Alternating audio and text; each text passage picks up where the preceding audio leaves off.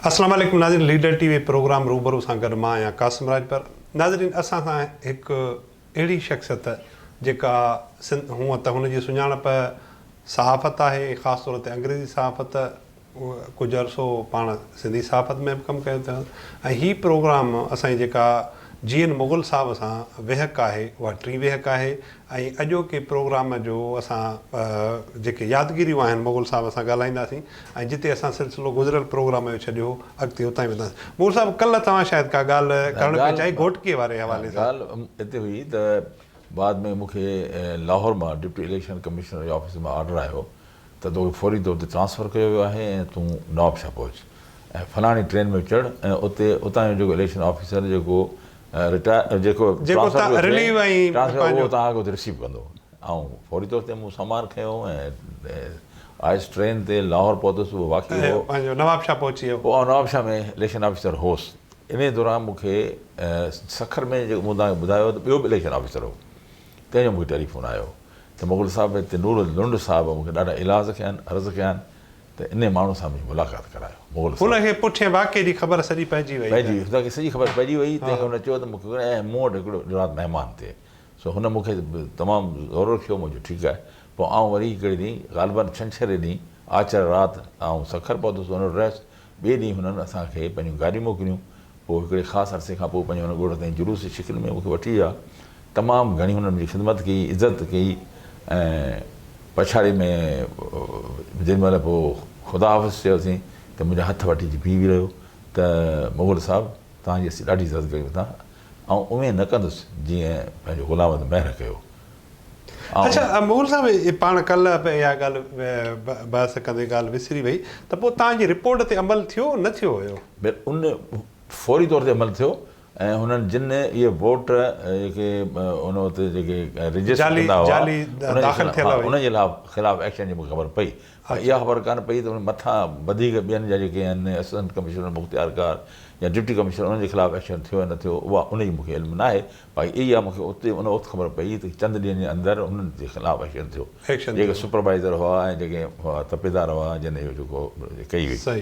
सो हू मूंखे हुन चयो त पंहिंजो मूं ॻाल्हि पहिरीं सम्झी कान अचे, मूंखे सभु ख़बर आहे त हू तव्हांखे केतिरी तव्हांजी इज़त करणु ख़िदमत करण ते चाही त इनकार कयो। उहा साॻी आऊं कोन कंदुसि। मूंखे हिकु हुकुम कयो। ऐं हिकिड़े मिंट लाइ सोच में पइजी वियुसि। ऐं उन दौर में असां सभिनी खे ज़ुल्फ़िकार भुट्टे लाइ तमामु घणी हूंदी हुई इज़त। पोइ चयोमांसि जेकॾहिं ईअं आहे 70 जी इलेक्शन में हीअ अञा आज़ादु उमेदवार हो। पोइ चयोमांसि ईअं आहे त पोइ आउं अर्ज़ु कंदुसि तव्हां पीपल्स पार्टी टिकट ते इलेक्शन लड़ो। ऐं आउं सम्झां थो मूंखे जेतिरी यादगिरी आहे त उहो पीपल्स पार्टी टिकट ते इलेक्शन विढ़ियो। सही, बिल्कुलु। सो इहा ॻाल्हि हेसि ताईं थी। अच्छा, हाणे मुग़ल साहिब पाण ॻाल्हि कई त तव्हां अपॉइंट बि थी वियो हिलाल पाकिस्तान में कमु बि शुरू कयो ऐं रिज़ाइन जेका तव्हां उहो ज़री बैंक वारी जेका नौकिरी हुई उन तां करे छॾियो। पोइ हिलाल में तव्हां अचो था, उहो कीअं तव्हांखे माहौल लॻो? आउं सम्झां थो त इन मादीअ में हिकु अहम वाक़िया थिया आहिनि। उहे जेके रिकॉर्ड ते आणे थो हलां त आउं जॾहिं सचल कॉलेज में इलेक्ट थियोसि वाइस प्रेसिडेंट ऐं सैयद महर हसन शाह जनरल सेक्रेटरी हो। ऐं असांजे कॉलेज में जाम साक़िब हो जेको फाइनल ईयर में हुयो। त उन दौरान पंहिंजो हिननि मसरूर हसन ख़ान जेको अयूब ख़ान जो ख़ासि माण्हू हो, उहो छो त हसन अली अब्दुररहमान हिकिड़ो त अलामा आया काज़ी ऐं ॿियो भुट्टे साहिबु ॿिन्ही खे इनवाइट कयो ऐं यूनिवर्सिटी में हुननि खे डॉक्टर ऑफ लॉ जी डिग्री ॾिनी, जेका अयूब ख़ान खे ॻाल्हि न वणी हुई। तंहिं करे हुनजो हिननि खे हटाए छॾियो हो, पंहिंजो हसन अली अब्दुररहमान खे, ऐं उनखे मसूर हसन ख़ान खे चईंदा आहिनि तेज़ रख। उनखां पोइ असां हिकिड़ो ॿियो बि कमु कयो ऐं इहो बि हैदराबाद जे तारीख़ में पहिरियों भेरो, शायदि सिंध जे तारीख़ में पहिरियों भेरो हुजे, छो त असां वटि इंटर कॉलेज बॉडी थींदी हुई। इंटर कॉलेज बॉडी में असांजा सिंधी खे एकर बेगर कॾहिं को थींदा न त सभु हूंदा हुआ। उन भेरे असां पंहिंजी इंटर कॉलेज बॉडी ठाही। सभु जेके मुख़्तलिफ़ कॉलेजनि में सिंधी इलेक्ट थिया हुआ उन्हनि खे गॾे असां इंटर कॉलेज बॉडी, इहो पहिरियों थियो। हिकिड़े ॾींहुं यूसुफ लगारीअ जो असांखे मैसेज आयो त तव्हां वटि अचणु थो चाहियां, इंटर कॉलेज बॉडी मीटिंग रखो। इंटर कॉलेज जी बॉडी मीटिंग असां सजल कॉलेज में रखी। ऐं सजल कॉलेज जो वाइस प्रेसिडेंट मूं प्रिज़ाइड कयो। यूसुफ लगारी ॿुधायो त पंहिंजो अहिड़े नमूने सां हिन मसूर हसन ख़ान हथ सभु लीका लॻे वियो आहे सही तंहिंजे करे असां फलाणे ॾींहं ते पंहिंजो उते ई निकिरंदासीं बसुनि में जेके महिराण यूनिवर्सिटी जा ऐं हिते ईंदासीं तव्हीं असांखे साथ ॾियो ऐं असीं जुलूस कढी पंहिंजो सिंध यूनिवर्सिटी कमिश्नर ऑफिस ताईं हलंदासीं अच्छा कमिश्नर ऑफिस इहा दिलचस्प ॻाल्हि आहे त जेके बि हुता वेठा सभिनी मुखालफ़त कई साकी बि मुखालफ़त कई मेहर हसन शाह मुखालफ़त कई ऐं सची तव्हांखे ॿुधायां त मूं मुखालफ़त कई उहो ॾींहुं मूंखे यूसुफ लगारी जो विसरे कोन थो कासिम साहिबु यूसुफ लगारी उथियो खिलंदे आंगुर ईअं हलाए अची परवाह न आहे अकेले वञे थो बचाया अच्छा ऐं हुन अकेले बचाए ॾेखारी 4 मार्च वारो जेको 4 मार्च हो उते ई हुतां बसुनि में आयो उन्हनि में पंहिंजो जेको आहे सो रस्ते में उन्हनि खे पंहिंजो इनसर्कल कयो मसूर हसन जे चवण ते पुलिस ऐं भायां थो जेके न ग़लति न आहियां त 100 खनि शागिर्द जेके हुआ सही उहे गिरफ़्तार थिया सिंधी सही बिल्कुलु धकिया उन्हनि खे जेल में धकियऊं जेल में विधऊं ऐं पंहिंजो मसूर हसन जो जेको इहो सिलसिलो जारी रहियो उन खां पोइ असीं सभु उथी पियासीं बसूं नूरानी बची माना तव्हां इहे सभु माण्हू 4 मार्च जे पहिरें ॾींहं वारे वाक़े में शामिल न हुया न असां माना तव्हां हुयो रद्द अमल उन खां पोइ ऐं मसूद नूरानी मूंखे उहो ॾींहुं राति यादि आहे जॾहिं गाॾी खाते में जिते अख़बारूं रखबियूं आहिनि विकबियूं आहिनि राति जो उते इंटेलिजेंस जा माण्हू वेहंदा हुआ अच्छा असीं एॾा परेशान हुआसीं जो असां इहो बि न सोचियूं ऐं मसूद नूरानी उते वेही सोचियूं वेठा त हाणे छा कजे कहिड़ी पंहिंजी प्लैनिंग कजे पर बहरहाल उन में कामर राजपर जो बि रोल हुयो ऐं सभु पाण में गॾियासीं ऐं इन दौरान महमूद ख़ान जूणे जो मिनिस्टर हो वेस्ट पाकिस्तान जो उहो हैदराबाद आयो उन सां असांजो इहो डेलीगेशन जंहिंमें डॉक्टर कामर राजपर मसूद नूरानी ऐं इहे सभु जेके हुन सां मिलण विया ऐं ॿाहिरि पुलिस बीठी एजेंसी जी असीं निकिरंदे गिरफ़्तार कयूं पर उन में असांजे ॻोठ मां इलेक्ट थियल हो मुराद शाह MP हिमत वारो हो उनखे गाॾीअ में विहारियो सभिनी कढी ॿाहिरि आयो ऐं अहिड़े नमूने सां उन ज़माने में मेमण वकील जेको हो तंहिं तमामु वॾो रोल प्ले कयो ऐं पलीअ साहिबु जॾहिं ही गिरफ़्तार थिया आहिनि उन ॿिए ॾींहुं पलीअ साहिबु ऐं भाई इबरत अख़बार हुई उन में कालम लिखियो हो उन में हुनजी एॾी तरफ़ कई जो हूअं असांजो इतला आहे त शुरू में सभु छो त सिंधी माण्हू पहिरियों एॾे वॾे पैमाने ते जेल में विया हुआ डिप्रेस्ड हुआ पलीअ साहिब जे इन आर्टिकल खां पोइ ऐं ख़ासि तौर ते जेल में यूसुफ लगारी वग़ैरह वारनि जेके तकीरूं कयूं उन खां पोइ हीअं वॾो थी पियो हुन चयो साल ताईं जेल में रहण लाइ तयारु आहियूं ऐं पोइ इहा वक़्तु मूवमेंट हली ऐं इन मूवमेंट अजीब रंग इख़्तियार कया डिप्टी कमिश्नर जे ऑफिस जे ॿाहिरां अची गिरफ़्तारियूं पेश कंदा हुआ हिकिड़े ॾींहुं उहे जेके गिरफ़्तारियूं पेश कनि पिया उन्हनि खे गिरफ़्तार कयो ऐं पंहिंजो इहा मूवमेंट जारी रही ऐं मूवमेंट हलंदी रही ऐं आख़िरकार जेको आहे सभई शागिर्द सिंधी रिहा थिया ऐं पंहिंजो जेको आहे सो यूसुफ लगारी जी तव्हांखे हिकिड़ी ॻाल्हि कयां त इन में जेका असांजा ॿिया जेके आहिनि एथनिक ग्रुप जा माण्हू बि हिन ते एॾा बाहितियल हुआ यूसुफ लगारी प्रेसिडेंट हो सिंध यूनिवर्सिटी जो ऐं हुनजी ऑफिस जेका हूंदी हुई सा ओल्ड कैंपस में पंहिंजो कैंटीन जे पोयां हूंदी हुई ऐं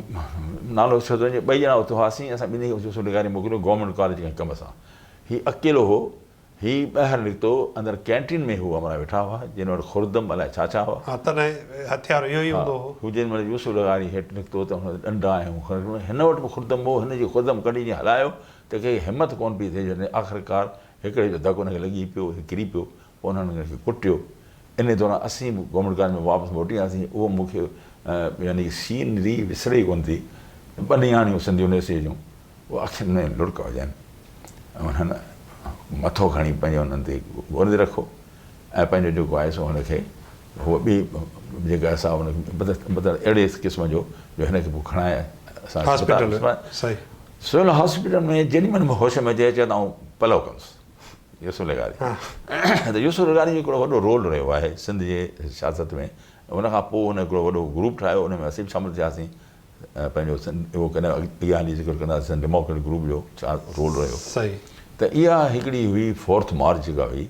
ऐं अञा ताईं सिंध जा शागिर्द ख़्वाब लहंदा आहिनि त काश वरी 4 मार्च ते वरी कोई यूसुफ लगारी पैदा थिए ऐं वरी नौजवान नसुल सिंध जो जेको आहे सो अहिड़े नमूने सां एक्ट मतिलबु उन नस्ल ॼण के हिकिड़े जज़्बे सां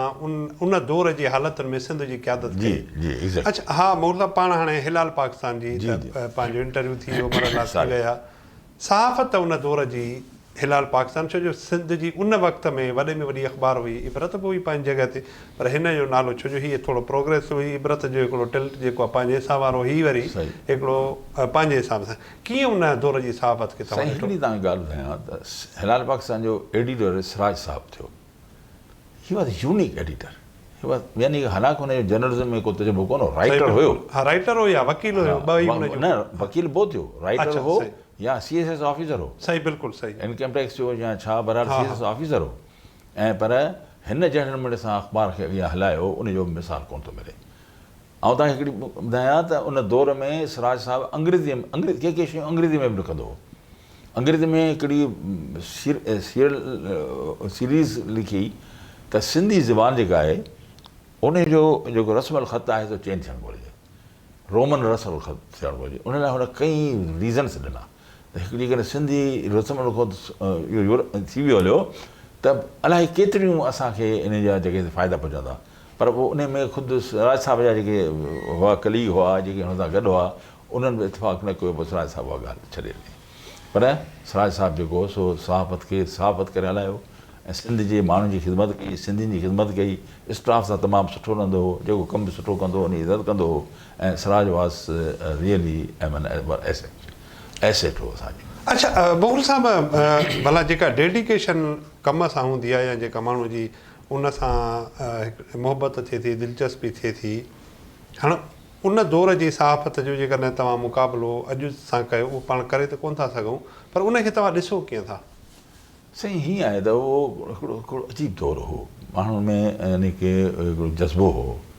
कमिटमेंट हुई ऐं ही ब्लैकमेलिंग न हुई हूंदी हर दौर में रही आहे थोरी घणी हूंदी पर मेजॉरिटी में ब्लैकमेलिंग न हुई ऐं ॿियो त जेके सिंधी अख़बार सिंधी माण्हू कमु कंदा हुआ उनखे सिंध जी ख़िदमत जो तमामु जज़्बो उहे ख़बरूं अहिड़ियूं आणींदा हुआ जंहिंमें ॾिसंदा हुआ त हिते सिंध खे नुक़सानु पियो पहुचे उहा ख़बर ॾींदा हुआ जंहिंमें ॾिसंदा हुआ त हीअ शइ थियणु घुरिजे त उहे कॉलम लिखंदा हुआ ख़ुदि सिराज साहिबु बि कई कॉलम लिखिया अहिड़ा ऐं ॿियनि बि लिखिया मूं बि लिखिया ॿिया बि असांजे दोस्तनि लिखिया ऐं हिलाल पाकिस्तान सिंध जी वॾी ख़िदमत कई अच्छा मुग़ल साहिबु भला कहिड़ा ॿिया दोस्त हुया तव्हां सां हिलाल पाकिस्तान में जेके गॾु जिन खे तव्हां अॼु नाला खणणु चाहियो ऐं जंहिंमहिल मूं जॉइन कयो त उन वक़्तु पोइ TV में हलियो वियो असलम आज़ाद त हो न हू ॿियो एजाज़ उकेली साहिबु एजाज़ उकेली कोन हो नालो अची वेंदो अच्छा मंज़ूर कुरैशी मंज़ूर कुरैशी न्यूज़ एडिटर हो सही ऐं पंहिंजो ॿियो हूंदो हो असांजो मूंखे हाणे शायदि वेसर जी ॻाल्हि थी वई आहे तस्सीर भट्टी हो सही ऐं बाद में नसीर एजाज़ बि आयो मुंहिंजो सरदार कुरैशी हो ऐं मूंखे जंहिं महिल रिक्रूट कयो वियो त मूंखे पहिरीं सरदार कुरैशी वटि विहारियऊं त उहो जेको ट्रांसलेशन थींदी आहे उहा आउं कंदो हुउसि उनखां पोइ मूंखे सब एडिटर कयूं ऐं पोइ हिकिड़े महिल ते रिपोर्टर थियुसि पोइ चीफ रिपोर्टर थियुसि सही अच्छा मोर साहिबु हाणे पाण ॿियनि दोस्तनि जी बि ॻाल्हि कई थी हाणे इहो ज़मानो उहो आहे जिते 3-4 वॾा वाक़िया थियनि था हिकिड़ो त बांग्लादेश वारो वाक़ियो थी चुको हुयो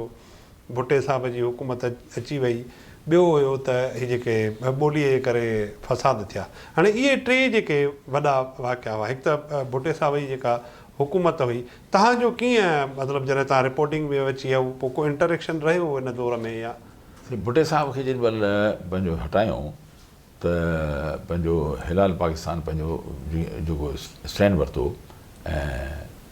उन दौरान हिननि पंहिंजो असांखे चऊं त असां मिलो पोइ ऐं उर्स मल्हा जेको हूंदो हो सो सेक्रेटरी हूंदो हो असां ॿई ॼणा असांखे चऊं त तव्हां सेक्रेटरी इंफॉर्मेशन हूंदो हो जनरल पंहिंजो आर्मीअ जो हाणे उनजो नालो ज़रूरत थो वञे उन सां मिलण खां अॻु हिकिड़ो वञण खां अॻु हिकिड़ो आर्टिकल लिखियो जेको उते पिंडीअ मां हिकिड़ी उर्दू अख़बार निकिरंदी उन में शाया थियो मूंखे यादि आहे जॾहिं मिलण वियासीं वरी असां हुन पढ़णु शुरू कयो त तव्हां मूंखे दॿाइण धमकी ॾियण लाइ आयो इहो लिखियो अथव बहरहाल असां हुन सां आर्ग्यू कयो ऐं हुन असां हुनजी का ॻाल्हि कोन मञी हुन असांजी का ॻाल्हि कोन मञी असीं वापसि अची वियासीं पोइ हिलाल पाकिस्तान खे टेक ओवर कयूं पंहिंजो फाउंडेशन उनखे टेक ओवर कयूं मसावात खे टेक ओवर कयूं ऐं पोइ हिकिड़े मरहले ते पंहिंजो जेको आहे सो मूंखे हिलाल पाकिस्तान मां कढियऊं ऐं हाणे इहा ॻाल्हि मूंखे खाने में ॿुधाइणु न घुरिजे न मुग़ल साहब ॻाल्हियूं त अली अहमद बरोही साहिबु जेको होसि हुनजो चीफ हो उन मूंखे हिकिड़े भेरे छॾियो त मुग़ल साहिब जो हिलाल न उहो पंहिंजो जेको मख़सूसु अंदाज़ हुअसि त मूंखे चयईं त पंहिंजो हिलाल पाकिस्तान वेंदी हेॾां होॾां थी मूं हुननि सां ॻाल्हायो आहे चवंदा मुग़ल जेकॾहिं एडिटर थिए त पोइ ऐं उन ज़माने में कराची यूनियन जनरल जो सेक्रेटरी हुउसि अच्छा मूं एडिटर थियो तव्हां हिलाल पाकिस्तान हा मूं चयो साईं ॻाल्हि ॿुधो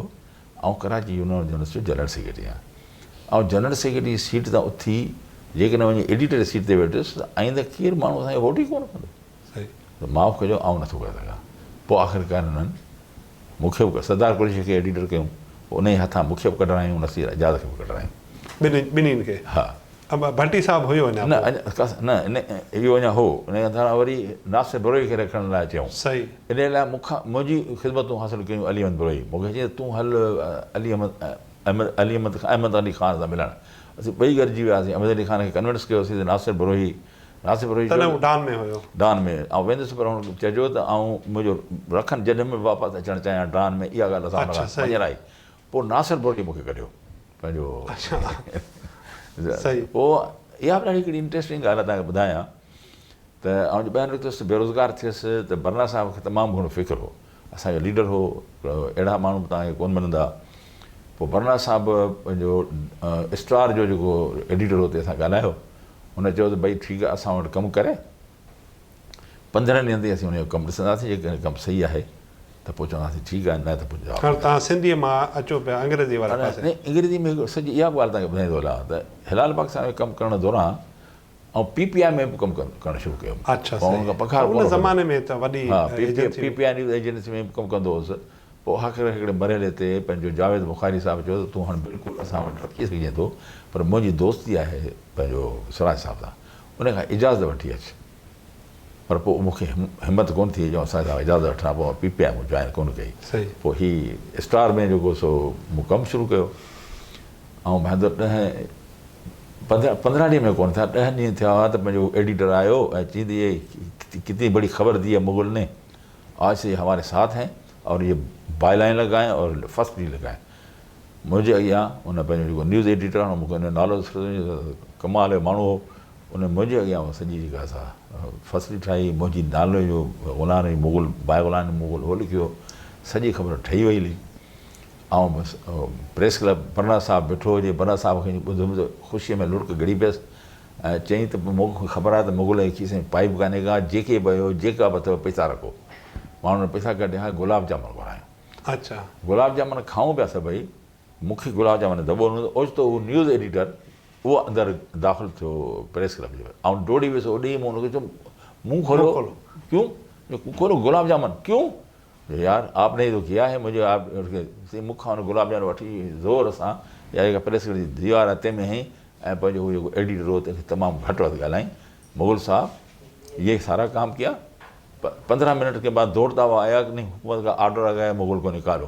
निकालो उन सां उहो फाड़ के उन्होंने फेंक दी माना तव्हां इंटर थियण सां गॾु बेदख़ल बि थी वियो दाख़िला सां गॾु वरी 10 ॾींहंनि खां पोइ उहो ॾींहुं मूंखे अजीब थो लॻे पंहिंजो त उहा ख़बर जेका आउं खणी आयो हुउसि स्टार आहे उहा मुंहिंजे हथ में ऐं ॿाहिरि निकितो आहियां मूंखे इहा बि ख़बर कान्हे त इहो रोड क्रॉस कीअं कयो ऐं डेली न्यूज़ जे मथे चढ़ियुसि मूंखे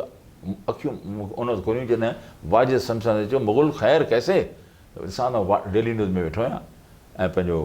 वाजिद साहिबु बीठो आहे मुंहिंजो वाजिद साहिबु इहे मेरे जाती बि है क्या मुझे ख़बर है दिखाओ ख़बर खणी मथां लिखी डेली न्यूज़ रिपोर्ट आज से तुम हमारे साथ हो अच्छा पोइ आउं डेली न्यूज़ में कमु कयो अच्छा घणो अर्सो रहा डेली न्यूज़ में आउं भाईंदो त महीनो ॿ कमु कयुमि इन दौरान अच्छा उन वक़्तु मीर खनी रहमान ऐं मीर शकीर रहमान जो इख़्तिलाफ़ आहे मीर शकीर रहंदो हो एॾे पंहिंजे दफ़्तर में पोइ कुझु जॾहिं गवर्नमेंट ठहिया पाण में पीउ पुटु ठहिया त हुनजी पहिरीं शिक इहा आई त मुग़ल शुड बी आउट त आउं हिकिड़ी ख़बर खणी अञा आयुसि त न्यूज़ एडिटर चयो त इहे मीर साहब को शकील साहब को जाके दिखाएं भैया मीर साहब का क्या काम जाएँ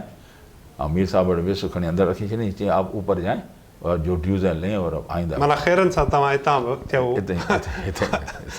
फारिग थी वियो हाणे मुग़ल साहिबु पाण जेकॾहिं ॿ हिकिड़ा वाक़िया मां पहिरीं बि तव्हांखे गुज़ारिश कई त उन ते ॻाल्हायूं जेको बांग्लादेश जो या क़याम थियो या पाकिस्तान ॿ थी पियो इहो बि तव्हांजी सॼी आॾो ई थियो हाणे हिकिड़ो ख़्यालु जेको असां वटि आम तौर ते वॾो ज़ोर शोर सां शद मद सां ॾिनो आहे त साईं बंगालियुनि सां जेको ज़ुल्म थियो उन में ज़ुल्फ़कार अली भुट्टो ओतिरो ई शामिलु हुयो जेतिरो पंहिंजो रियासती इदारा या फ़ौज हुई मुजीब जो छा बि हुयो बहरहाल उनखे तव्हां कॾहिं पंहिंजे हिसाब सां जेकॾहिं सही न आउं उन राय जो आहियां भुट्टो साहिबु उन वक़्तु गवर्नमेंट जो हिसो थोरी हो गवर्नमेंट एतिरो ज़रूरु थियो जो जेको जनरल असेंबली में जेके बहस थियो पिए तॾहिं ही हिन उते वञी ॻाल्हायो हो ऐं हुन जेका पोलैंड जी जेका हुई उहा हुन फाड़ी हुई बाक़ी गवर्नमेंट जो हिसो कोन हो जॾहिं बाक़ाइदे हिननि पंहिंजो हथियार फिटा कया त ख़ुदि आर्मी वारनि खे ॿियो को माण्हू नज़र कोन ते आयो आर्मी वारनि पंहिंजो जेको आहे सो भुट्टे साहिब खे मैसेज कयो त तूं फौरी तौर ते पाकिस्तान अच आयो ऐं पंहिंजो पावर हुनखे हवाले कयो उन में ज़ुल्फ़कार अली भुट्टे त कोन हुननि खे चयो त मूंखे तव्हां पंहिंजो न न मुग़ल साहिब पंहिंजो इलेक्शन में मुजीब सीटूं त खटे आयो आयो हो बिल्कुलु इहो बि ॾाढी मज़ेदार ॻाल्हि आहे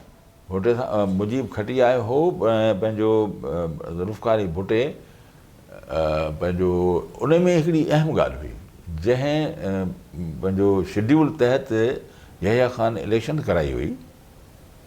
जंहिं शेड्यूल तहत उन में हिकिड़ी शिक इहा हुई त हेतिरे अरसे अंदरि जेकॾहिं आइन न ठहियो त हीअ इलेक्शन ख़ुदि ब ख़ुदि नॉकआउट थी वेंदियूं सही तंहिं करे भुट्टे साहिबु चयो त आउं हिन सां ॻाल्हाईंदुसि ऐं गवर्नमेंट खे डिमांड कयईं त इहा शिक वापसि वठो जेकॾहिं त इहा शिक वापसि नथा वठो त आउं पंहिंजे असेंबली मेंबरनि खे थो चवां त पंहिंजो असेंबली इजलास जेकॾहिं थिए त न वेंदो जेको वेंदो त टंगू पई छॾींदुसि इहा हाणे इन खे वरी माण्हुनि वरितो कंहिं ॿिए पासे मुग़ल साहिब हिकिड़ी ॻाल्हि तव्हां कंहिं ज़माने में पाण कचहरियूं कंदा हुआसीं कई त मुजीब सां भुट्टे साहिब जो टाक्स थिया जेके 1 to 1 थिया पोइ हुन बांग्लादेश ऐं सिंध जे पस मंज़र में हिकिड़ी ॻाल्हि रखी हुई उहा तव्हां 2-3 दफ़ा कई आहे त भई पाकिस्तान ठाहियो सिंध न ई बंगालियुनि हो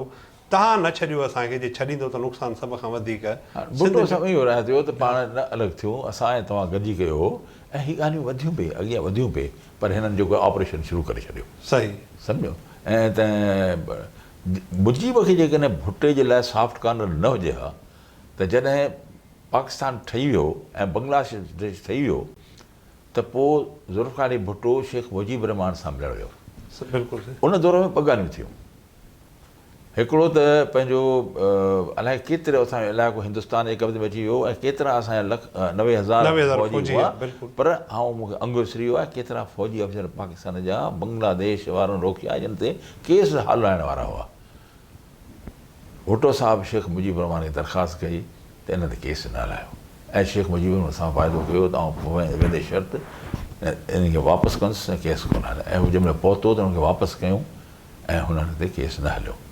उन खां पोइ हिन लाहौर जे जलसिया में चयो जंहिंमें चयईं त पंहिंजो पहिरें पवंदी सां कीअं मचवंदी सां रही वञी राति बंबोर में उन में हिन मुजीब लाइ सॉफ्ट कॉर्नर शो कई ऐं पोइ मुजीब जंहिंमहिल वियो आहे त वेंदे शर्त इहो जेको कमु कई त हीअ हिकिड़ी सम्झी हुनजे अंदरि का अंडरस्टैंडिंग हुई जंहिंखे न हुनजे कुझु कोन असांजे हथ जेके माण्हू आहे हुनखे